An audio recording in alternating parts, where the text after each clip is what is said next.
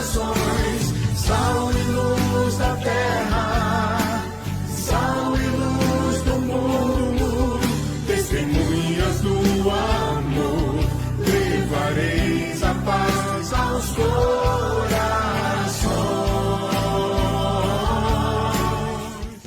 A paz de Jesus, irmãos e irmãs, sou Fábio André, coordenador arquidiocesano do Ministério de Fé Política da RCC de Salvador.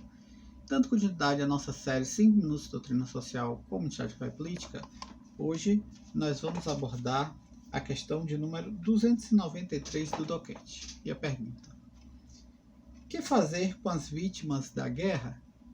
E a resposta do doquete: vítimas inocentes que não se podem defender contra uma agressão devem ser protegidas em todas as circunstâncias.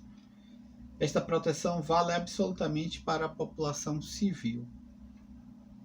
As partes beligerantes são também responsáveis pelos refugiados e pelas minorias nacionais, étnicas, religiosas ou linguísticas.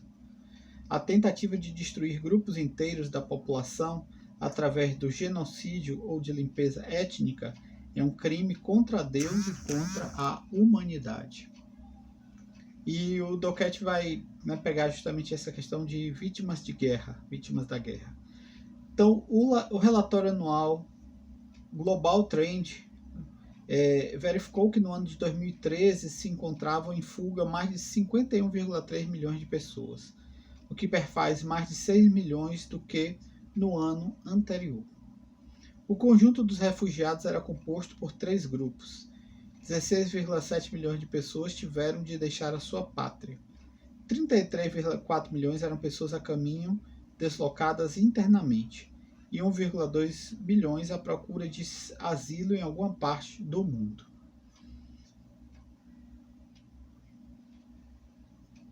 Grande parte dos refugiados eram crianças.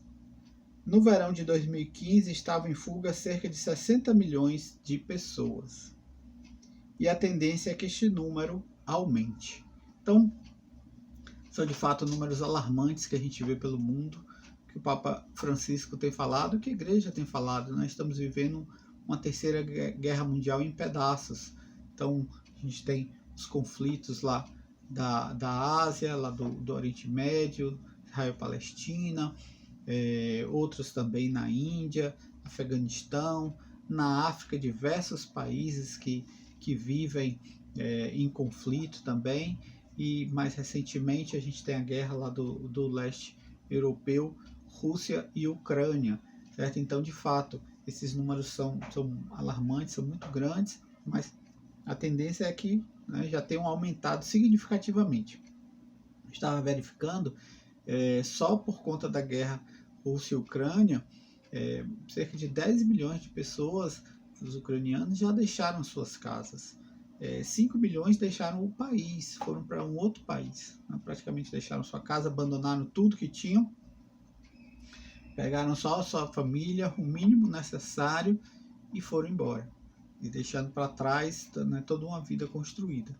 Então, de fato, é complicado isso, certo? Realmente a guerra é alguma coisa muito, muito destrutiva na vida das pessoas.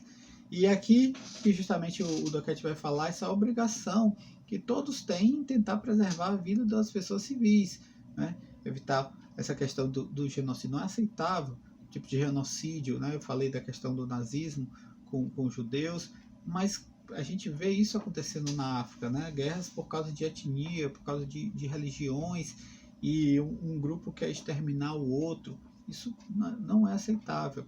Não existe nenhuma raça melhor do que outra, não existe nenhum grupo melhor do que outro. Todos nós somos criados por Deus, somos imagem e semelhança de Deus. E nesse sentido, Deus já colocou toda a perfeição aí, apesar de todas essas nossas limitações do pecado, mas Deus fez o melhor que poderia fazer em todos os sentidos e em todas as raças, para todas as etnias. Então não tem nenhuma religião, não tem.